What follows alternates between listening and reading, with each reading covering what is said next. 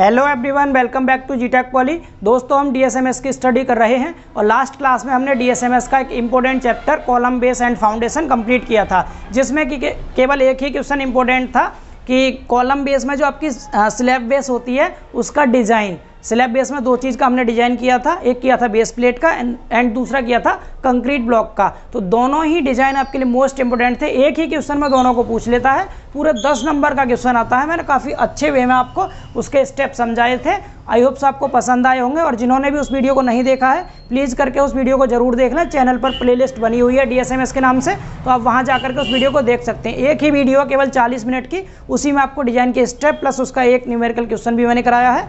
एक क्वेश्चन ही आपका पूरे 10 नंबर में आएगा, इसलिए मोस्ट इंपोर्टेंट वीडियो है, आप जरूर देखें उसे। ठीक है, आज की इस क्लास में हम बात करने वाले हैं दोस्तों डीएसएमएस के नए chapter masonry structure and foundation के बारे में। तो मैसनरी स्ट्रक्चर एंड फाउंडेशन से भी दोस्तों केवल एक ही क्वेश्चन बनता है और पूरे 10 नंबर में आता है। ठीक है, हालांकि क्वेश्चन इस चैप्टर से 2-3 बनते हैं, लेकिन पूछा आपसे केवल एक ही जाएगा। क्लियर? तो क्वेश्चन क्या पूछा जाएगा, देखिए इससे 2-3 क्वेश्चन कौन कौन से बनेंगे। सबसे पहले तो आपसे 2 नंबर में एक छोटा सा टिप्पणी का क्वेश्चन पूछ सकता है, क्योंकि 10 नंबर में टिप्पणी आती है आपके में, कम से कम 5 टॉपिक देगा 2-2 नंबर में लिखने के लिए। इसीलिए टिप्पणी में पूछ सकता है आपसे कि जो समलंबाकार प्रतिधारक दीवार होती है ये क्या होती है, इसकी डेफिनेशन पूछ लेता है 2 नंबर में कभी कभी, कि समलंबाकार प्रतिधारक दीवार किसे कहते हैं। तो 2 नंबर में तो इसकी डेफिनेशन आती है। इसके अलावा एक आता है इसमें एंगल ऑफ रिपोज आएगा, मतलब विश्राम कोण कहते हैं उसको, उसकी डेफिनेशन 2 नंबर में इंपॉर्टेंट है। ठीक है, ये 2-2 नंबर के 2 क्वेश्चन थे, इन्हें भी पूछ लेता है कभी कभी। इसके अलावा 10 नंबर के जो क्वेश्चन बनते हैं दोस्तों, वो 2 तरह के क्वेश्चन बनते हैं। एक तो क्या बनता है जो आपके सामने लिखा हुआ है, मतलब मैसनरी स्ट्रक्चर में जो आपके सिलेबस में पूछा जा रहा है पिछले 5-6 साल से क्वेश्चन, वो लगातार सिर्फ इसी का क्वेश्चन पूछा जा रहा है। 1 मिनट, वो लगातार पूछा जा रहा है आपसे समलंबाकार प्रतिधारक दीवार का क्वेश्चन, यानी कि ट्रिपेजॉइडल रिटेनिंग वॉल, इसका क्वेश्चन आ रहा है पिछले 4-5 साल से। ठीक है, और ये क्वेश्चन ही आ रहा है, बार बार रिपीट हो रहा है, मोस्ट इंपोर्टेंट क्वेश्चन है। क्वेश्चन क्या है कि एक समलंबाकार प्रतिधारक दीवार जिस पर कोई क्षैतिज दाब लग रहा है, मतलब कोई ट्रिपेजॉइडल रिटेनिंग वॉल है और इस पर कोई हॉरिजॉन्टल, क्षैतिज का मतलब हॉरिजॉन्टल कोई भी प्रेशर लग रहा है। अब वो प्रेशर किसी का भी हो सकता है दोस्तों। मेनली दीवार पर 3 तरह के प्रेशर काम करते हैं। एक तो आएगा मृदा का दाब। मृदा का मतलब अगर आपने रिटेनिंग वॉल में यहाँ पर कोई मिट्टी भरी हुई है तो इस मिट्टी का जो प्रेशर लगेगा एक तो इसका आता है। इसके अलावा यदि आप किसी डैम की स्टडी कर रहे हैं, डैम आपने सोम में पढ़ा होगा डैम के बारे में, तो जो जल का प्रेशर आता है, वाटर प्रेशर, वो काम कर सकता है इस पर। इसके अलावा चिमनी देखिए आपने, चिमनी पर लगता है वायु का दाब, तो वायु का दाब भी लग सकता है। 3 तरह के प्रेशर काम करेंगे। कौन कौन से? इन तीनों प्रेशर को लेटरल प्रेशर कहते हैं, क्योंकि साइड से लगता है ना, पार्श्व दाब कहते हैं इनको। ठीक है, या फिर आप क्षैतिज दाब भी कह सकते हैं। कौन कौन से प्रेशर लगते हैं? वाटर प्रेशर, सॉइल प्रेशर जिसको अर्थ प्रेशर कहते हैं, एंड विंड प्रेशर। 3 तरह के प्रेशर होते हैं। तो आपको नाम लिख के भी दे सकता है, बिना नाम के भी दे सकता है, तीनों के स्टेप बिल्कुल सेम है। ठीक है, तो क्वेश्चन क्या है कि क्षैतिज दाब लग रहा है, कोई भी क्षैतिज दाब समझ गया। कौन कौन सा लग सकता है? मृदा का, वायु का, जल का, किसी का भी लग सकता है। इसके आधार पर, यानी क्षैतिज दाब लग रहा है जिसके हेतु, इसके आधार पर अधिकतम एवं न्यूनतम प्रतिबलों के लिए व्याख्या व्युत्पन्न कीजिए। मतलब आपसे पूछा क्या जाएगा इसमें, जो आपका मैक्सिमम, इसको क्या हुआ, जो मैक्सिमम चल नहीं पा रहा ठीक से, एंड मिनिमम प्रतिबल होंगे। मैक्सिमम एंड मिनिमम से मतलब है अधिकतम और न्यूनतम जो आपके स्ट्रेस होंगे, उसके लिए सूत्र की उत्पत्ति करनी है आपको, मतलब डेरिवेशन करना है फॉर्मूले के लिए। Maximum stress and minimum stress का फॉर्मूला डेराइव करना है। मोस्ट इंपोर्टेंट क्वेश्चन है, और ये फॉर्मूला डेरिवेशन में दोस्तों कम से कम 10 स्टेप है पूरे। कितने स्टेप हैं? 10 स्टेप हैं। 10 के 10 बहुत आसान है, बहुत ज़्यादा आसान। बुक में अगर आप पढ़ेंगे तो आपको काफ़ी कंफ्यूज कर रखा है, आगे पीछे कर रखे हैं स्टेप इसके, लेकिन मैं यहाँ आपको सीक्वेंसली बताऊंगा। सिर्फ एक सिंगल फार्मूला याद करना है, उस फार्मूले के अंदर से ही फार्मूले निकल के आएंगे, तो आपको रटना कुछ नहीं पड़ेगा, मैं प्रॉमिस कर रहा हूँ। आप बस वीडियो को देखते रहिए बहुत ध्यान से। केवल 15 मिनट में आपका सारे के सारे 10 के 10 स्टेप आपको समझा दूंगा मैं। आपको बस फोकस करना है, बहुत ध्यान से समझना है। ठीक है, तो क्या करना है, इस क्वेश्चन में समझ में आ गया। तो एक क्वेश्चन तो ये है 10 नंबर का जो पूछा जाएगा। इसके अलावा इस पर बेस्ड न्यूमेरिकल पूछ सकता है, तो जैसे स्टेप लिखवाऊंगा उन्हीं में वैल्यू पुट करते जाना, आपको न्यूमेरिकल भी सॉल्व हो जाएगा। ठीक है, इसके बाद दूसरा क्वेश्चन इससे एक और बनता है, मोस्ट इंपोर्टेंट क्वेश्चन है कि समलंबाकार प्रतिधारक दीवार के स्थायित्व की जाँच कीजिए। स्थायित्व की जांच से मतलब है दोस्तों कि प्रतिधारक दीवार पर कोई भी क्षैतिज दाब आ रहा है, तो इस इस दाब को सहने के लिए आपकी जो प्रतिधारक दीवार है वो स्टेबल है या नहीं, मतलब चेक फॉर स्टेबिलिटी लगाना है आपको। इसमें स्टेबिलिटी के लिए चेक लगाना पड़ेगा। तो चेक इसमें मेनली 4 चेक होते हैं, तो वो चारों चेक भी कभी कभी न्यूमेरिकल की फॉर्म में 10 नंबर में पूछ लिए जाते हैं। तो मैं आपको मेनली 2 क्वेश्चन कराने वाला हूँ आप आज। कौन सा? एक तो ये वाला, इसके अलावा दूसरा कराऊंगा इसका चेक। ठीक है, तो जल्दी से शुरू करते हैं अपने इस टॉपिक को और मुश्किल से 30 से 40 मिनट में वीडियो को कवर कर लेंगे। तो सबसे पहले मैं आपको बता दूं कि समलंबाकार प्रतिधारक दीवार होती क्या है। अब थोड़ा सा स्लोली पढ़ेंगे, ठीक है, क्योंकि मैंने आपको इंट्रो बता दिया, चैप्टर का इंट्रो क्या था, क्या क्या पढ़ना है हमें इसमें। अब कैसे पढ़ना है उसको आप फोकस करेंगे ध्यान से। तो सबसे पहले आप सुनेंगे कि समलंबाकार प्रतिधारक दीवार क्या होती है। तो समलंबाकार से मतलब ये है दोस्तों कि जो आपकी दीवार होगी उसकी आकृति समलंब चतुर्भुज के जैसी होगी। समलंब चतुर्भुज सबने देखा, यहाँ मैंने बना रखा, आप समझ सकते हैं। समलंब चतुर्भुज एक ऐसा चतुर्भुज होता है, इंग्लिश में इसे ट्रेपेजॉइडल कहते हैं। तो कैसा होता है, इसकी 2 भुजाएं तो समांतर होती हैं, पैरेलल होती हैं, जिसमें ऊपर वाली भुजा छोटी होगी, नीचे वाली साइड इसकी बड़ी होती है। इसके अलावा इसमें एक परपेंडिकुलर साइड होती है, बिल्कुल परपेंडिकुलर, ठीक है, और एक होती है इंक्लाइंड। तो इस तरह 4 भुजाएं होती हैं। इस तरह 4 भुजाओं से मिलकर जो आकृति बनती है इसको समलंब चतुर्भुज कहते हैं। तो समलंबाकार का मतलब समझ में आया। अब सुनिए प्रतिधारक का मतलब क्या होता है। प्रतिधारक से मतलब ये होता है दोस्तों रिटेन। रिटेन का मतलब क्या हो गया, जैसे आपने इस दीवार के सहारे यहाँ पर कुछ मिट्टी भर रखी है, यहाँ पर आपने क्या भरी हुई है, यहाँ मिट्टी भरी हुई है, कोई भी है मिट्टी भर ली, या सपोज पानी है, कुछ भी है, सपोज आपने मिट्टी भरी है, ठीक है, दिख रहा है, यहाँ पर अर्थ फिलिंग कर रखी है आपने, सॉइल भरी हुई है। अब इस सॉइल को ये दीवार क्या करेगी, इसके लोड को रिटेन करेगी। रिटेन का मतलब इस जो अर्थ का भराव है, इस मिट्टी का भराव है, इस मिट्टी के भराव को रोके रखती है। तो जो रोके रखती है, रिटेन करती है, इसी का मतलब प्रतिधारक होता है, मतलब धारण कर रही है इसके लोड को, ठीक है। तो एक ऐसी दीवार, एक समलंब चतुर्भुज की आकृति की ऐसी दीवार जो मृदा के दाब को या मृदा के भराव को रोके रखती है, प्रतिधारक दीवार कहलाती है। डेफिनेशन समझ में आ रही है। प्रतिधारक दीवार डैम भी होती है, जो कि किसी भी पानी के, किसी भी जो आपका वाटर होता है उसके प्रेशर को भी क्या करती है, रिटेन करती है, उसको भी धारण करती है। तो इसे हम क्या कहते हैं, प्रतिधारक दीवार कहते हैं। इतना समझ आया आप सबको, ठीक है। अब इस प्रतिधारक दीवार में जो जो टर्म यूज होने वाले हैं उन टर्म को आपको बहुत ध्यान से समझना है। तो अब आप थोड़ा सा डायग्राम की तरफ आएंगे। डायग्राम में आप इतना तो समझ गए क्या था, समलंब चतुर्भुज बन रहा था। अब इसकी जो ऊपर वाली भुजा होती है दोस्तों, इसको कहते हैं दोस्तों हम ए। तो स्मॉल ए से ऐसे डिनोट करते हैं। तो स्मॉल ए यहाँ पर क्या हो गया, स्मॉल ए हो गया प्रतिधारक दीवार की ऊपरी चौड़ाई। क्या हो गया, ऊपरी चौड़ाई। तो ए क्या है यहाँ पर, प्रतिधारक दीवार की ऊपरी चौड़ाई, यानी टॉप विड्थ बोलते हैं इसको। इसके अलावा जो नीचे यहाँ से यहाँ तक बी से डी तक जो चौड़ाई है इसको बोलेंगे स्मॉल बी। तो स्मॉल बी यहाँ पर क्या हो जाएगा दोस्तों, स्मॉल बी हो जाएगा प्रतिधारक दीवार की निचली चौड़ाई, यानी बॉटम विड्थ कहते हैं इसको, यहाँ से यहाँ तक, ठीक है।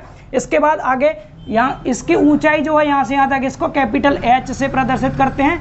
कैपिटल एच क्या हो जाएगा दोस्तों, यहाँ पर कैपिटल एच हो गया प्रतिधारक दीवार की ऊंचाई, यानी हाइट हो गई है। इतना समझ आया, ए समझ गए, बी समझ गए, एच समझ गए। इसके बाद इस पर जो प्रेशर लगता है दोस्तों, यहाँ पर ये पी जो लग रहा है, ये क्या है, ये है आपका क्षैतिज दाब। क्या है ये, क्षैतिज दाब। जो भी आपने यहाँ पर भराव कर रखा है, आपने मिट्टी भरी हो या किसी वाटर हो, कुछ भी हो, क्षैतिज दाब लग रहा है उसका, ठीक है, इस भराव का। तो ये क्या हो जाएगा यहाँ पर पी, भराव पदार्थ द्वारा लगाया गया भार, यानी प्रेशर लोड होता है दोस्तों, ये इस प्रेशर का जो लोड लग रहा है, पी समझ में आ गया। इसके बाद क्या है, डब्लू। ये जो डब्लू है दोस्तों, इसका खुद का वेट होता है जो कि नीचे की ओर लगता है, ठीक है। तो डब्लू क्या होगा, प्रतिधारक दीवार का स्वयं का भार, यानी सेल्फ लोड है। ये इस रिटेनिंग वॉल का खुद का भार है जो इसके सीजी पर लगा हुआ है, सेंटर पर, ठीक है। अब ये सेंटर जो होता है, इस जो आपकी ए बी साइड है, लंबवत भुजा है, इससे एक्स बार दूरी पर लग रहा है, ठीक है। एक्स बार आपने पढ़ा ना, X bar Y bar centre of gravity में, तो ये वाई अक्ष की तरफ से है, इधर को एक्स बार हो गया, ठीक है। इतना समझ आ रहा है। इसके बाद आर लिखा हुआ दोस्तों, तो ये पी था ना, इस पी को यहाँ से मैंने यहाँ पर ट्रांसफर कर दिया, पी ए, यहाँ था पी। अब ये पी और जो डब्लू है, इन दोनों का परिणामी होगा आर, आर फॉर रिजल्टेंट, ठीक है। तो आर क्या हो गया, पी एंड डब्लू का परिणामी, रिजल्टेंट है आर। यहाँ तक समझ आया। इसके बाद एक्स बार आप समझी गए, क्या था, प्रतिधारक दीवार के सीजी की बाई अक्ष से दूरी, बाई अक्ष, और ये प्रतिधारक दीवार का सीजी है। हमेशा किसी भी बॉडी का जो सेल्फ लोड होता है उसके सीजी पे काम करता है, डाउनवर्ड काम करता है, नीचे की ओर काम करता है, ठीक है। तो इसके सीजी, यहाँ पर सीजी था, सीजी पे काम कर रहा है इसका सेल्फ लोड, जो कि वाई अक्ष से एक्स बार दूरी पर था। इतना समझ आया। स्मॉल जेड क्या है दोस्तों, यहाँ पर स्मॉल जेड ये दूरी है। जैसे हमने क्या किया, इस लोड रिजल्टेंट को आगे ले गए, तो इसके बेस पर, आधार पर जहाँ पर ये इसको काट रहा है इस पॉइंट पर ट्रांसफर कर दिया, तो ये तो W था, ये वाला तो W था नीचे की ओर जो लग रहा था, यहाँ पर ये R था, परिणामी जो था बीच में R, और ये P था। समझ पा रहे हैं आप? तो इस W से जहाँ पर कि रिजल्टेंट ने, परिणामी ने इस आधार को काटा है, यहाँ से और B पॉइंट तक की जो दूरी है इसको स्मॉल z कहते हैं। स्मॉल z समझ आ रहा है क्या है? पॉइंट B से परिणामी द्वारा बेस को काटने की दूरी, पॉइंट B से परिणामी द्वारा जहाँ बेस काटा गया है उसकी दूरी है स्मॉल z। क्लियर? इसके बाद आपको 2 पॉइंट याद रखने हैं, रो एंड W।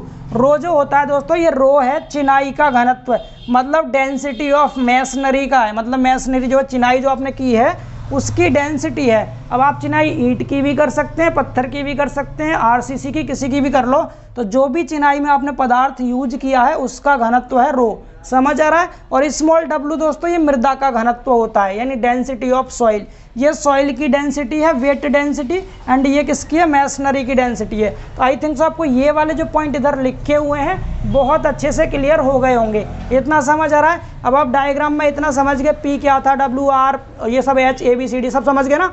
अब यहाँ पर एक पॉइंट और याद रखना आप, जहाँ पर ये W वेट काम कर रहा था इसको हमने नीचे ले गए और हमने यहाँ पर एक क्रॉस सेक्शन दिखा रखा है नीचे, ये रिटेनिंग बॉल का क्रॉस सेक्शन है दोस्तों। ये इस क्रॉस सेक्शन में हम हमेशा फॉर्मूले का डेरिवेशन 1 मीटर मोटाई के लिए करते हैं, मतलब यूनिट मोटाई के लिए करते हैं। ठीक है, आपको ध्यान रखना है क्रॉस सेक्शन की मोटाई कितनी लेनी है? 1 मीटर। रिटेनिंग बॉल की मोटाई 1 मीटर मान करके डेरिवेशन करेंगे, ये आपको याद रखना है, एज्यूमिंग डेटा है। क्लियर हुआ इतना? इसके बाद आगे समझेंगे ध्यान से।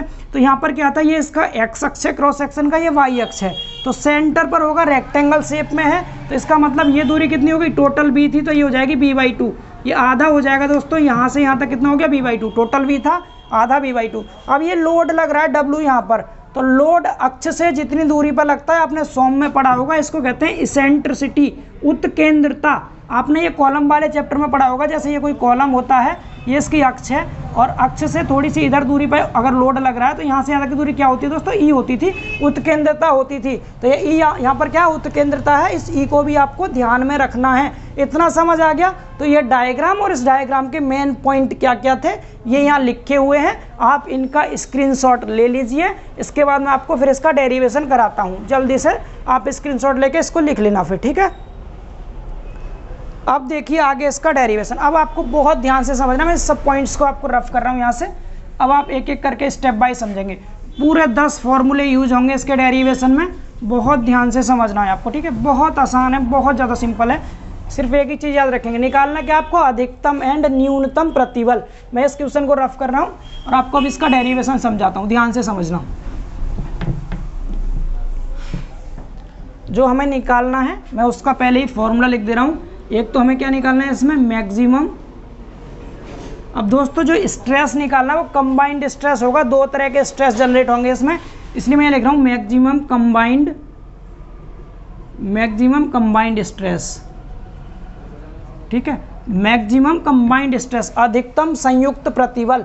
अब मैक्सिमम कंबाइंड स्ट्रेस जो होगा ये क्या होगा दोस्तों? तो इसमें 2 तरह के स्ट्रेस जनरेट होंगे। कौन कौन से? एक तो इसके स्वयं के भार के कारण नीचे को इसके आधार पर लगेगा डायरेक्ट स्ट्रेस। क्या आएगा इसमें? Direct stress. एक तो आएगा डायरेक्ट स्ट्रेस, सीधा प्रतिबल, प्लस अब ये जो प्रेशर लग रहा था, क्षैतिज दाब, इसके कारण दूसरा इसमें जनरेट होगा बेंडिंग स्ट्रेस। क्या होगा? Bending stress. दोनों को याद रखना है आपको, पहला होगा डायरेक्ट स्ट्रेस, दूसरा होगा बेंडिंग स्ट्रेस। तो ये 2 स्ट्रेस हो गए मैक्सिमम में। अब आपको दूसरा निकालना है मिनिमम कंबाइंड स्ट्रेस। तो मिनिमम कंबाइंड स्ट्रेस में क्या हो जाएगा? जहाँ प्लस लगाया वहाँ माइनस कर देना बस आपको, direct stress minus bending stress. बस आपको इतना याद रखना था। मैंने कहा था सिर्फ एक फॉर्मूला याद रखेंगे, इसी से सारे फॉर्मूले निकल के आएंगे। तो अब मेनली आपको निकालना क्या? 2 चीज़ निकालनी है, bending stress, direct stress and bending stress. तो शुरू करते हैं डायरेक्ट स्ट्रेस से। तो मैंने क्या बताया? डायरेक्ट स्ट्रेस इस स्वयं के भार के कारण उत्पन्न होता है। तो यहाँ लिख देंगे रिटेनिंग बॉल के, या प्रतिधारक दीवार लिख लेना आप हिंदी में, रिटेनिंग बॉल के स्वयं के भार के कारण स्वयं के भार डेट मीन्स कैपिटल W के कारण इसके बेस पर, इसके आधार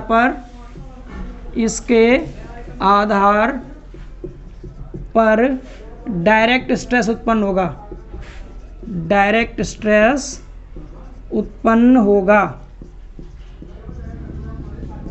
तो डायरेक्ट स्ट्रेस की वैल्यू क्या हो जाएगी दोस्तों?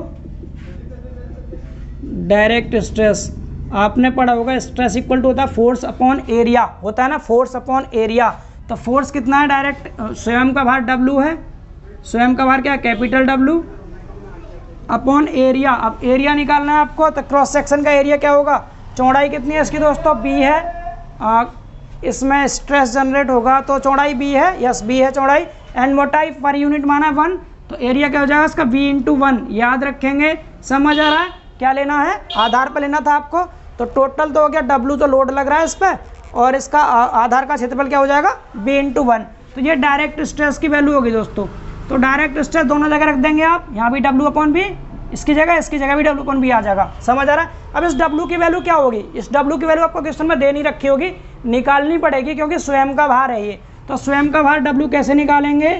स्वयं का भार निकालना आपको बहुत अच्छे से आता है, क्योंकि आप जानते हैं डेंसिटी बराबर, वेट डेंसिटी बराबर होता है वेट अपॉन वॉल्यूम।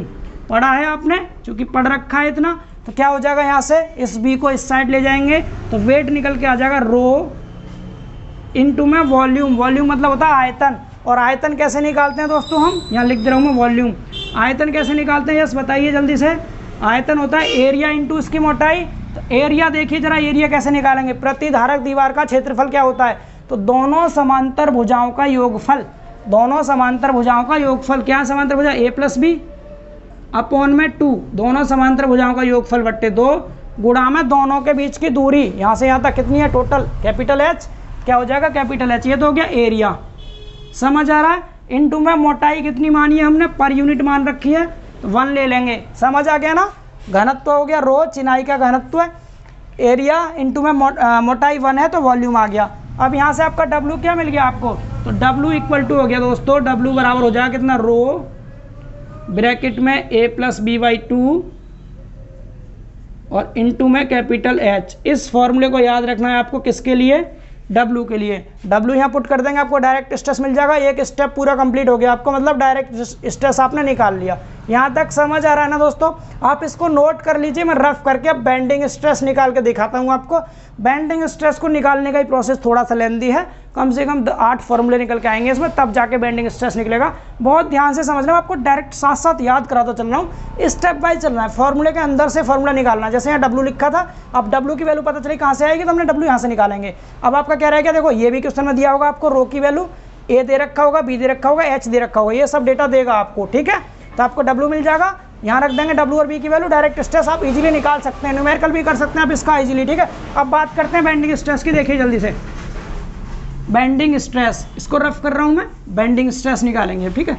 आपका एक स्टेप पूरा हुआ ना, अब दूसरा देखिए bending stress. Bending stress, bending stress तो आप पढ़ते आ रहे हैं काफ़ी टाइम से, स्टील बीम में भी आपने पढ़ा था बेंडिंग स्ट्रेस, सिग्मा B जिससे आप बोलते हैं, ठीक है? सिग्मा B, उसको आप सिग्मा D कह सकते हैं जो डायरेक्ट था, ठीक है? तो आपने पढ़ा है सिग्मा B बराबर M अपॉन Z होता है, M अपॉन Z पढ़ रखा ना। यहाँ पर Z कैपिटल लेंगे, ये स्मॉल z था, ये पॉइंट है, ये दूरी है, लेकिन ये आपका सेक्शन ऑफ मॉडुलस है, सेक्शन मॉडुलस जैसे बोलते हैं आप, आकृति मापांक। तो ये हो गया। अब आपको देखो मैंने क्या बोला था, फॉर्मूले से फॉर्मूला निकलेगा। बेंडिंग स्ट्रेस का फॉर्मूला M अपॉन Z हो गया। अब M का फॉर्मूला लिखेंगे। M का फॉर्मूला क्या होता है दोस्तों? तो M है मूवमेंट, मूवमेंट होता है फोर्स इंटू डिस्टेंस। M क्या है? मूवमेंट है, मूवमेंट हो जाता है force into distance. Force W है, डिस्टेंस कहाँ गया? ये रहा W, और डिस्टेंस कितनी है इसकी? ये बाई अक्ष है, यहाँ पर फोर्स लग रहा है W, इसेंट्रिसिटी E है, तो बेंडिंग यहीं पे तो उत्पन्न होगी। बेंडिंग कहाँ होगी? यहाँ होगी, अक्ष से। जैसे आपने कॉलम में पढ़ा होगा दोस्तों कि ये कॉलम होता है, ये इसकी अक्ष है, यहाँ पर लोड लग रहा है, तो बेंडिंग इस लोड के कारण ही तो आएगी। इसीलिए क्या आएगा? W इंटू E आ जाएगी, बेंडिंग मूवमेंट की वैल्यू क्या आ जाएगी? W into E। ध्यान से समझते चलना। तो यहाँ रख दिया W इंटू स्मॉल E रख दिया, समझ आया? W आप अभी निकाल चुके हैं, फर्स्ट स्टेप में आपने W निकाला था सेल्फ वेट। अब क्या रह गया? E रह गया। E निकालना, E क्या है? उत्केंद्रता। डायग्राम में देख के E निकालेंगे। आप देखिए E यहाँ से यहाँ तक है, इतना है E, और आपको साफ साफ दिखाई दे रहा है यहाँ से यहाँ तक टोटल स्मॉल जेड था। स्मॉल जेड में से अगर आप इस b/2 को निकाल देंगे तो आपकी ये दूरी बच जाएगी। स्मॉल जेड में से b/2 निकाल दो, स्मॉल ई बच गया। क्या हो जाएगा, स्मॉल जेड में से b/2 माइनस कर दिया, स्मॉल ई मिल गया। देखते रहे ना, फॉर्मूले से फॉर्मूला निकल के आएंगे दोस्तों। b/2 बी क्वेश्चन में दिया होगा, जेड रह गया। अब स्मॉल जेड की वैल्यू निकालनी है, किसकी, स्मॉल जेड की। स्मॉल जेड निकालने के लिए दोस्तों आपको मूवमेंट लेना पड़ेगा इस बी पॉइंट के अबाउट। बी पॉइंट के अबाउट मूवमेंट लेना पड़ेगा दोस्तों। तो बी पॉइंट के अबाउट जो मूवमेंट होगा मैं लिख दे रहा हूँ यहाँ पर, taking movement about point B, B point के अबाउट मूवमेंट लेंगे तो देखिए फोर्स P है। ये हमेशा जो दाब लगता है दोस्तों ये h/3 दूरी पे लगता है। कितनी दूरी पे लगता है, h/3 पर। याद रखेंगे रिटेनिंग वॉल में प्रेशर हमेशा हाइट की 1/3 डिस्टेंस पर लगता है, h/3 दूरी पर लगता है। तो इसका मतलब P इंटू h/3 हो जाएगा, P इंटू में h/3, इतना समझ आया। प्लस ये W कितनी दूरी पर लग रहा है, x बार पर, क्या हो जाएगा W इंटू में x बार, इतना समझ आया। बराबर में एक ये वाला W लग रहा है स्मॉल जेड पर, तो W into small Z, plus में अगर इस P की बात करें, P ये है एक P, इस P की दूरी कितनी होगी, इसकी अक्ष से मैच कर रहा है, यहाँ पर आ रहा है B पॉइंट पे, तो 0 दूरी इसकी 0 हो जाएगी। यहाँ से आपको स्मॉल जेड निकालना था, तो ये तो 0 हो गया। W को आप इस साइड ले जाइए, जब W को इधर ले जाएंगे तो क्या आ जाएगा ये, तो यहाँ से Z बराबर हो जाएगा दोस्तों, इसके नीचे W आ जाएगा, P/W इंटू h/3, प्लस इसके नीचे भी W आएगा, तो W/W इंटू एक्स बार, यही होगा। ये कट जाएगा तो आपका ओवरऑल Z की वैल्यू क्या आ गई, एक्स बार को पहले लिख लीजिए, प्लस में इसे पीछे लिख दीजिए, कितना, P/W इंटू में h/3। तो ये आ गई स्मॉल जेड की वैल्यू। स्मॉल जेड का फॉर्मूला समझ में आ गया, स्मॉल जेड का फॉर्मूला आ गया ना यहाँ पर। अब इसमें देखिए क्या क्या नहीं पता आपको, तो इसमें देखो h पता है, W निकाल चुके हैं, अब P और x बार नहीं पता, मतलब P और x बार के लिए फॉर्मूला लिखेंगे। अब आप किसके लिए लिखेंगे, P एंड x बार के लिए। अब इस डायग्राम का कोई यूज नहीं है, मैं इस डायग्राम को मिटा दे रहा हूँ। अब हाँ P में यूज होगा, P निकाल के दिखा दूँ आपको एक बार। P देखिए, पहले x बार का फॉर्मूला लिख दूँ मैं इधर, हाँ इधर दिख रहा है यहाँ तक, आई थिंक दिख रहा हो तो अच्छी बात है। x बार यहाँ लिख दे रहा हूँ। आप बताइए, कोई भी समलंब चतुर्भुज हो तो आपने मैकेनिक्स में और सोम में पढ़ा होगा, किसी भी ट्रिपेजॉइडल सेक्शन का x बार क्या होता है। तो आपने पढ़ा होगा x बार का formula a² + b² + ab upon में 3 एंड a + b। ये फॉर्मूला सबने पढ़ रखा होगा। x बार का फॉर्मूला क्या होगा, a² + b² + ab upon 3a + b। तो बाहर बहुत शोर होता है, बहुत ज़्यादा शोर होता है, प्लीज़ आप इधर ही फोकस करना, ठीक है। a² मतलब छोटी वाली भुजा का स्क्वायर, नीचे बड़ी वाली भुजा का स्क्वायर, प्लस में दोनों का मल्टीप्लाई अपॉन में 3a + b। ये x बार का फॉर्मूला हो गया। x बार पता चल गया, अब रह गया बस P रह गया अकेला। अब P और निकाल लो, फिर आपका पूरा कंप्लीट हो जाएगा और Z निकालना पड़ेगा। मतलब M निकालने के लिए आपको इतने स्टेप को फॉलो करना है। M के लिए W इंटू ई लगाया, W पता था, E का फॉर्मूला लिखा, Z - b/2, B पता है, Z निकालना पड़ेगा, Z के लिए मूवमेंट लिया, Z का फॉर्मूला ये आ गया। इस Z के लिए x बार नहीं पता, x बार का फॉर्मूला लिख दिया। अब क्या नहीं पता आपको, P नहीं पता, W पता है, पहले स्टेप में निकाला था, H आपको दिया होगा क्वेश्चन में। अब P और रह गया, P देख लीजिए P कैसे निकालेंगे। तो P का फॉर्मूला इधर लिख दूँ, निकालता हूँ अलग से, इसको रफ कर रहा हूँ, प्लीज़ हाँ ध्यान रखना, इसे रफ कर रहा हूँ नीचे वाले को, यहाँ निकाल देता हूँ साइड में, यहाँ, ठीक है। तो आपको स्टेप एक जगह मिल जाएंगे सारे। अब P देखिए, P क्या है यहाँ पर, देखिए मृदा दाब के लिए P का फॉर्मूला अलग होगा। अगर मृदा दाब है तो उस केस में P का फॉर्मूला अलग रहेगा, जल दाब के लिए अलग रहता है। तो मृदा के लिए दोस्तों रैंकाइन के अकॉर्डिंग ये क्या है, मृदा दाब के लिए निकालना नाम, तो रैंकाइन के अकॉर्डिंग क्या हो जाएगा, ये पृष्ठ का क्षेत्रफल,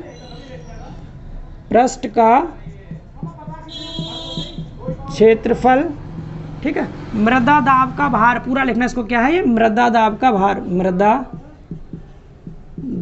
भार, भार मतलब लोड की फॉर्म में निकालना है इसको। और लोड आपको पता है, आपने पढ़ा होगा, दाब बराबर क्या होता है, बल बट्टे क्षेत्रफल, पढ़ा है ना, बल बट्टे क्षेत्रफल, मतलब pressure equal to force upon area. Area को इधर ले जाएंगे तो क्या जाएगा, क्षेत्रफल गुणा दाब आएगा ना, ये बल निकाल रहे हैं हम। तो पृष्ठ का क्षेत्रफल गुणा, और जो दाब लेंगे वो औसत दाब लेंगे। क्या लेंगे, औसत दाब।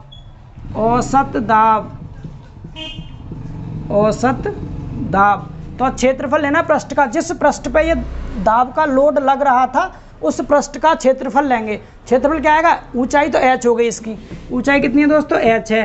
इंटू मोटाई कितनी है, मोटाई हमने 1 मान रखी है यूनिट मोटाई के लिए, तो h इंटू 1 तो क्या हो जाएगा, इसके पृष्ठ का क्षेत्रफल जिस पृष्ठ पर यह दाब लग रहा था, इंटू औसत दाब निकालना है। तो मृदा के केस में दोस्तों याद रखना, देखो टॉप सरफेस पर प्रेशर हमेशा 0 लगता है, चाहे मृदा हो, जल हो, कुछ भी हो, और नीचे जो लगता है दोस्तों मृदा के केस में यहाँ पर नीचे वाले सरफेस पर, वो बता दूं मैं रैंकाइन फॉर्मूले के according small w into capital H bracket में 1 minus sine phi upon 1 plus sine phi, ये लगता है, याद रहेगा क्या लगता है, रैंकाइन फॉर्मूले के according w into H 1 minus sine phi upon 1 plus sine phi लगता है। फाई दोस्तों यहाँ पर एंगल ऑफ रिपोज होता है, मैं एंगल ऑफ रिपोज की डेफिनेशन आपको बता दूंगा होती क्या है, बस आप यहाँ पर लिख लीजिए। तो ऊपर कितना था, 0 था, 0 लगा दिया, प्लस नीचे कितना है, small w capital H bracket में 1 minus sine phi upon 1 plus sine phi, ठीक है।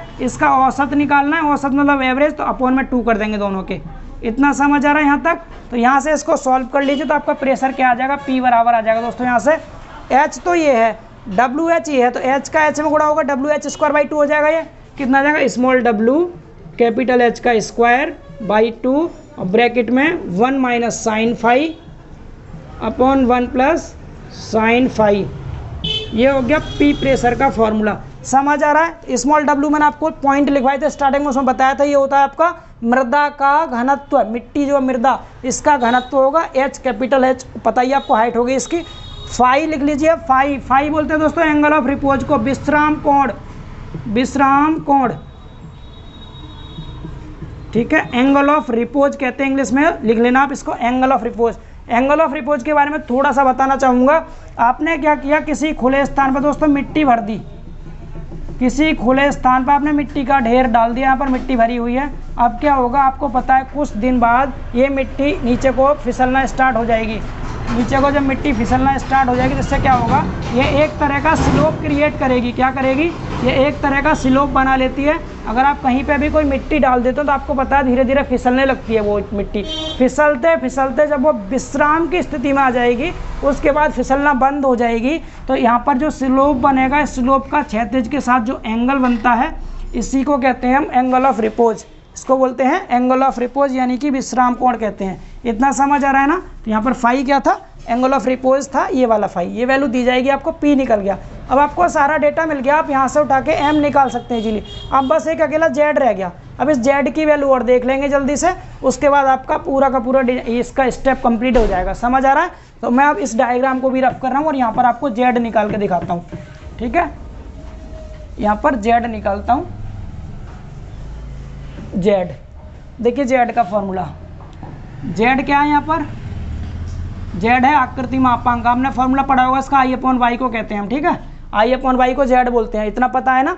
I की वैल्यू क्या होगी, तो I की वैल्यू 1 तो हो गई मोटाई इंटू बी की पावर 3/12। किसी आयताकार सेक्शन के लिए आपने पढ़ा होगा I का फॉर्मूला, मतलब क्रॉस सेक्शन हमारा कैसा था, रेक्टेंगुलर था ना, ये 1 था, ये B था। हम बाई एक्स के अबाउट निकालेंगे तो क्या आएगा, 1 इंटू बी की पावर 3/12 अपॉन में y क्या आता है, सेंटर तक की डिस्टेंस b/2। इतना समझ आ रहा है। तो यहाँ से बाई एक्स के अबाउट निकालना सब कुछ यहाँ पर, ठीक है। तो यहाँ से क्या आ जाएगा, ये 2 से 12 6 बार कटेगा, इससे एक पावर कम हो जाएगी, मतलब b² आ जाएगा, b² अपॉन में 6 आ गई, किसकी वैल्यू, Z की वैल्यू। समझ आ रहा है ना। तो Z की वैल्यू हो गई कितनी, b²/6। तो ये और लास्ट का स्टेप आ गया, आपके सारे स्टेप कंप्लीट हो गए सिक्वेंसली। रिवाइज कर रहा हूँ थोड़ा सा, पहले M निकालना था, W इंटू ई हो गया, W हमने पहले स्टेप में निकाला था जिसमें कि हमने सेल्फ वेट निकाला था, ठीक है। इसके बाद E रह गया, E क्या, Z-b/2 होगा, B आपको क्वेश्चन में दिया होगा, Z निकालना पड़ेगा, Z के लिए मूवमेंट लिया, Z का फॉर्मूला आ गया x बार प्लस P/W h/3। अब इसमें x बार नहीं पता, x बार का फॉर्मूला हो गया a² + b² + ab upon 3a + b, and P नहीं पता, P के लिए प्रेशर का फॉर्मूला मैंने यहाँ समझा दिया आपको, बाकी H आपको पता है, W पता, सब पता है ना। Z चाहिए था, इसमें Z आ गया b²/6। इतना समझ आ रहा है दोस्तों। अब कुछ नहीं करना, आपको बेंडिंग स्ट्रेस मिल गया और डायरेक्ट स्ट्रेस मिल गया, दोनों की वैल्यू को उठा करके कंबाइंड स्ट्रेस के लिए पुट कर दीजिए। मैं इसको रफ कर रहा हूँ यहाँ से, आप लिखते रहना साथ साथ। तो यहाँ से आपका निकल के क्या आ जाएगा, अब ये अब मैं लिख दूँ यहाँ पर, देखिए इसको अगर मैं यहाँ पुट करूँगा तो सिग्मा बी की वैल्यू क्या आ जाएगी यहाँ से दोस्तों, M की जगह W इंटू ई रख दो, अपॉन Z की जगह b² बाई 6 रख दो। समझ पा रहे हैं आप? तो ये 6 ऊपर चला जाएगा तो सिग्मा बी कितना आ जाएगा दोस्तों? सिग्मा बी आ गया आपका W इंटू ई आ गया 6 लिख लीजिए अपॉन में बी स्क्वायर। ये किसकी वैल्यू आ गई? सिग्मा बी की। इतना समझ आ रहा है? और आपने सिग्मा डी क्या निकाला था? डायरेक्ट स्ट्रेस जो आया था वो सेल्फ लोड के कारण था अपॉन में 1 + बी, ये आया था। ये डायरेक्ट स्ट्रेस था जो कि स्टेप 1 में आया था। सिग्मा बी सिग्मा डी ये दोनों आ गए आपके। अब आपसे जो पूछा गया वो निकाल दीजिए। क्या क्या पूछा था? एक तो पूछा था मैक्सिमम कंबाइंड स्ट्रेस। आप इसको एफ मैक्स से डिनोट कर सकते हैं।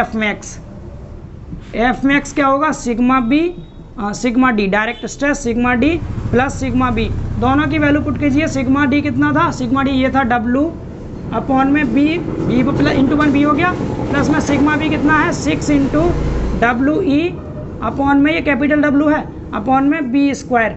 इसमें से W अपॉन बी कॉमन ले लीजिए तो क्या आ जाएगा? यहाँ से W अपॉन बी आपने कॉमन ले लिया तो यहाँ बचा 1 बच गया, प्लस यहाँ कितना बचेगा? ये 6 बच गया, एक तो एक स्मॉल ई बच गया, अपॉन नीचे बी बच गया, यही तो बचेगा। W अपॉन बी बाहर आ गया। तो ये आपका एफ मैक्स का फॉर्मूला हो गया। समझ आ रहा है? अब आपसे एफ मिनिमम का पूछा जाएगा तो जहाँ प्लस लगा है वहाँ माइनस कर देंगे, बस इतना काम करना है। क्या करना है? एफ मिनिमम निकालने के लिए जहाँ प्लस है वहाँ माइनस कर दो। तो W upon B and 1 minus 6E upon B, ये आ जाएगा एफ मिनिमम का फॉर्मूला। ये दोनों समझ आ रहा है आपको अच्छे से? तो दोस्तों ये था ओवरऑल इसका डेरिवेशन। मैंने काफ़ी इजी वे में समझाने की कोशिश की है, थोड़ा सा टाइम लग गया दोस्तों समझाने की वजह से। आप इसको 1-2 बार अच्छे से रिवाइज करेंगे तो आपका फॉर्मूला बहुत अच्छे से क्लियर हो जाएगा। तो ये फॉर्मूले का डेरिवेशन था। अब इसके बाद थोड़ी सी बात कर लेते हैं इसके स्टेबिलिटी की जाँच की, यानी सेकेंड क्वेश्चन है इसका चेक फॉर स्टेबिलिटी, यानी रिटेनिंग वॉल के स्थायित्व की जांच करनी है। ध्यान से समझना, मैं इसको रफ करके आपको स्थायित्व की जांच समझा देता हूं, ठीक है। मैं फिर इस वीडियो में केवल इतना ही रखूंगा, theory portion, derivation and theory portion. अगर आपको न्यूमेरिकल क्वेश्चन की रिक्वायरमेंट है तो मैं इसको अभी अपलोड कर दे रहा हूँ आपको, पहले आप इसको देख लीजिए। अगर आप चाहते हैं कि न्यूमेरिकल भी कराऊँ इस पर तो जल्दी से कमेंट कर देना, क्योंकि तब तक फिर मैं आपको लास्ट चैप्टर DSMS का जो कि है आपका एक चैप्टर ट्रस वाला, उस ट्रस वाले चैप्टर को मैं तब तक पढ़ा दे रहा हूँ, यहाँ पर वीडियो रिकॉर्ड कर ले रहा हूँ। अगर आपकी रिक्वायरमेंट रही मैं कमेंट सेक्शन चेक करूँगा आपका। अगर आप चाहते हैं कि इसके न्यूमेरिकल चाहिए तो मैं आपको ट्रस वाली वीडियो से पहले इसके न्यूमेरिकल की वीडियो बना करके अपलोड कर दूंगा, फिर लास्ट में आपको ट्रस की दे दूंगा, ठीक है। आज ही पूरा DSMS कवर हो जाएगा। इसके बाद सिर्फ एक चैप्टर आपका ट्रस वाला, थ्योरी के 2 क्वेश्चन बनते हैं उस ट्रस से, तो वो करा दूंगा आपको मैं। तब तक वीडियो रिकॉर्ड करूंगा, आप इसको देख करके मुझे ये बताना आपको न्यूमेरिकल की रिक्वायरमेंट है या नहीं। अगर आप खुद से कर सकते हो न्यूमेरिकल स्टेप को फॉलो करके तो बहुत अच्छी बात है, फिर मैं आपको डायरेक्ट ट्रस की वीडियो दे दूंगा। अगर आपको न्यूमेरिकल चाहिए तो 20 से 25 मिनट की छोटी सी वीडियो मिल जाएगी आपको। कमेंट करके जरूर बता देना जल्दी से कि आपको न्यूमेरिकल भी चाहिए, मैं आपको बना दूंगा वीडियो न्यूमेरिकल के।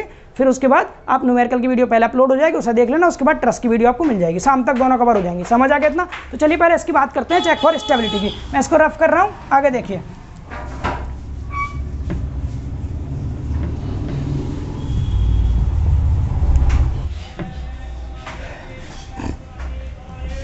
अब देखिए दोस्तों आगे, दीवार के स्थायित्व की जांच। दीवार के स्थायित्व की जांच मतलब आपको चेक लगाना है। अब चेक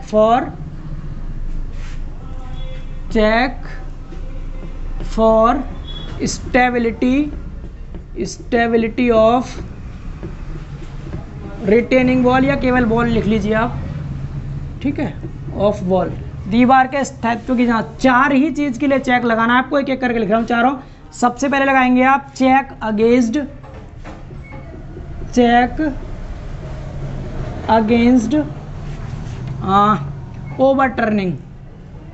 ओवरटर्निंग। पहला चेक किसके लिए रहेगा? ओवरटर्निंग के लिए। ओवरटर्निंग कहते हैं दोस्तों पलटने को, ठीक है, पलटने। ओवरटर्निंग किसका? ओवरटर्निंग ऑफ वॉल या रिटेनिंग वॉल, पूरा लिख लेना आप, ठीक है। क्या कहेंगे? दीवार के पलटने के विरुद्ध जांच करनी है आपको कि दीवार कब नहीं पलटेगी। तो इस केस में सिर्फ मैं साथ साथ फॉर्मूले लिखते जा रहा हूँ आपको। एक ही छोटा सा पॉइंट याद रखना है, अगर इसेंट्रिसिटी की वैल्यू जो उत्केंद्रता E का मान है उसकी वैल्यू कम आती है दोस्तों B/2 से, किससे? B/2 से कम आती है, तो आपकी जो दीवार है वो पलटेगी नहीं, और अगर ज़्यादा आ गई तो फिर दीवार पलट जाएगी। समझ आ रहा है? तो स्टेबल कब होगी वॉल आपकी? जब इसेंट्रिसिटी b/2 से कम होगा। समझ आ गया? दूसरा चेक देखिए, दूसरा चेक लगाते हैं दोस्तों। Check against tension failure. Tension failure कहते हैं तनन विफलता को। तनन विफलता, अगर तनन विफलता के केस में मतलब अगर आपकी बॉल टेंशन में फेल ना हो, टेंशन में भी स्टेबल रहे, तो उस केस में दोस्तों क्या करना है? उस केस में जो ई की वैल्यू है ना, ई की वैल्यू वो मिडिल थर्ड रूल के अकॉर्डिंग आपने सौ में पढ़ा होगा, मध्य तिहाई नियम, तो उसके अकॉर्डिंग क्या होगी? b/6, इसमें इक्वलेंट बराबर लगा लेना, ठीक है? b/6 से कम होनी चाहिए। क्या होनी चाहिए? ई की वैल्यू b/6 से कम होनी चाहिए टेंशन फेलियर के केस में। तो जब b/6 से कम होगी तो b/2 से तो ऑटोमेटिक कम हो ही जाएगी, तो ओवरटर्निंग के केस में फिर जरूरत नहीं पड़ेगी। अगर आपने टेंशन फेलियर लगा दिया तो फिर आपको ओवरटर्निंग फेलियर में चेक करने की आवश्यकता नहीं है, क्योंकि b/6 से अगर कम है तो b/2 से कम तो ऑटोमेटिक होगी ही होगी। समझ पा रहे हैं आप इतना? यहाँ लिख देना according to middle third rule, मध्य तिहाई नियम के अनुसार, ये चीज़ ध्यान रखनी है, ठीक है? तीसरा पॉइंट याद रखेंगे। तीसरा पॉइंट क्या है? तो तीसरा लगाएंगे किसके लिए लग गया? ओवरटर्निंग हो गया, टेंशन फेलियर। तीसरा क्रशिंग के लिए, तीसरा चेक क्रशिंग के लिए, चेक अगेंस्ट क्रशिंग। क्रशिंग जानते हैं? क्रशिंग कहते हैं, हिंदी इसकी शायद संदलन होती है, संदलन। तो संदलन के लिए चेक करना है आपको, मतलब इसमें क्रशिंग के लिए चेक लगाना है। क्रशिंग का मतलब ये दोस्तों, ये आपने जो एफ मैक्स निकाला था, एफ मैक्स की वैल्यू हर हाल में कम आनी चाहिए क्रशिंग स्ट्रेस से। क्रशिंग स्ट्रेस की वैल्यू से हर हाल में कम आनी चाहिए। क्रशिंग स्ट्रेस आपको क्वेश्चन में दिया होगा, क्रशिंग स्ट्रेस की वैल्यू क्वेश्चन में देगा। एफ मैक्स आपको मैंने अभी बताया था फॉर्मूला। एफ मैक्स क्या होता है? आपने निकाला था, कितना आया था? W/B हमने कॉमन लिया था, 1 बचा था, प्लस में यहाँ 6E बचा था, अपॉन में B बचा था। यही तो फॉर्मूला था एफ मैक्स का। तो इस एफ मैक्स की वैल्यू निकालना पहले, इस एफ मैक्स से कम आना चाहिए, ये एफ मैक्स कम आना चाहिए जो क्वेश्चन में आपको क्रशिंग स्ट्रेस दिया होगा उससे। ये तीसरा चेक है। एंड लास्ट चेक रह गया दोस्तों एक चौथा, यहाँ लिख देता हूँ मैं चौथा चेक है आपका चेक अगेंस्ट स्लाइडिंग के लिए देख लो, फिसलने के लिए। चेक अगेंस्ट स्लाइडिंग कहते हैं फिसलने को, ठीक है? फिसलने यहाँ पर पलटना था या फिसलना? तो फिसलने के केस में जो मृदा दाब होगा दोस्तों, मृदा का दाब P जो निकाला था आपने, P मृदा दाब का भार, यहाँ लिख दूँ, मृदा दाब का भार जो P है, ये तनन फेलियर था, ठीक है? जो P है ये कम आना चाहिए μ/W से। किससे? μ/W से कम होनी चाहिए इसकी वैल्यू। समझ आ रहा है? ये μ/W से कम होनी चाहिए। म्यू क्या होता है? P तो आपको पता है मृदा का भार, W पता है कैपिटल W क्या है? रिटेनिंग बॉल का स्वयं का भार। म्यू देख लीजिए, म्यू कहते हैं घर्षण गुणांक को, फ्रिक्शन कोफिशिएंट को, घर्षण गुणांक है ये कोफिशिएंट ऑफ फ्रिक्शन। समझ पा रहे हैं? तो घर्षण गुणांक क्वेश्चन में देगा, W खुद से निकालेंगे, इसकी वैल्यू ज़्यादा होगी P से, मतलब P कम आना चाहिए, जो आपने मृदा दाब का भराव निकाला था। और P का फॉर्मूला क्या था? P आपको पता है, अभी निकाला था आपने, W capital small w capital H² और 1 minus sine phi upon 1 plus sine phi आता है ये, यहाँ पर y2 था, तो small w H²/2 1 minus sine phi upon 1 plus sine phi. Small w यहाँ पर मृदा का घनत्व होता है, ठीक है? और W का फॉर्मूला आपको पता ही है, मैंने बता दिया पहले स्टेप में ही। समझ आ रहा है इतना? तो ये हो गया आपका दीवार के स्थायित्व की जांच, मतलब check for stability of wall. Stability की मतलब वॉल की आपको स्टेबिलिटी चेक करनी है कि वॉल आपकी स्टेबल है या नहीं। तो ये हो गया ओवरऑल आपका क्वेश्चन कंप्लीट। रिटेनिंग वॉल के लिए आपने मैक्सिमम मिनिमम स्ट्रेस का डेरिवेशन भी कर लिया और इसका चेक भी लगा लिया। अब आप जल्दी से कमेंट करके बताएंगे कि इस पर न्यूमेरिकल क्वेश्चन आपको चाहिए या आप खुद से लगा सकते हैं स्टेप को फॉलो करके। समझ आ गया इतना? तो अभी के लिए इस वीडियो को यहीं तक स्टॉप करते हैं। अब इसके बाद आपका एक चैप्टर रह गया, केवल लास्ट चैप्टर DSMS का, जो कि है ट्रस का, ठीक है? तो उसमें थ्योरी पोर्शन पूछा जाएगा, तो अब उस थ्योरी पोर्शन के लिए मैं आपको अलग से वीडियो प्रोवाइड करूंगा। अभी आप इस वीडियो की प्रैक्टिस कीजिए और इसके क्वेश्चंस आप बताइए लगा सकते हैं या मुझे कराने हैं, ठीक है? फिर मिलते हैं इसके बाद नेक्स्ट वीडियो में, तब तक के लिए बाय बाय, टेक केयर।